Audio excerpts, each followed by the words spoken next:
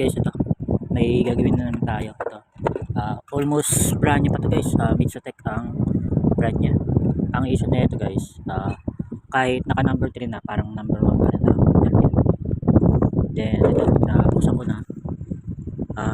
Bago pa naman yung ano niya, winding, cover winding na yan guys. Subok na matibay naman yan pagka ganyan. Ang sira niya talaga guys, ito yung capacitor. Check natin yung value niya.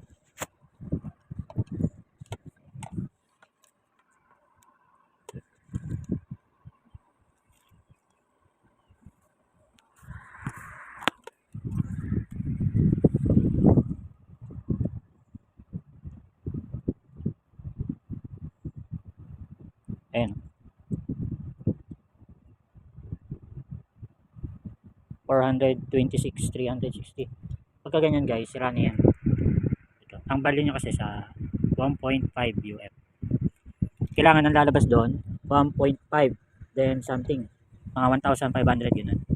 Ito, ang lumabas sa kanya 360 hanggang 420. Ibig sabihin, sira na to. Ang common problem ng mga ganitong electric fan guys, Mitsutech. Ayan, Mitsutech. Ayan. Ang common problem niya guys, capacitor ang unang-unang possible na magiging problema niya.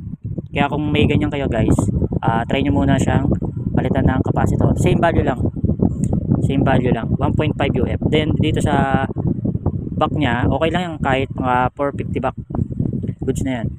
Palitan ko lang ng capacitor, then video ako ulit guys.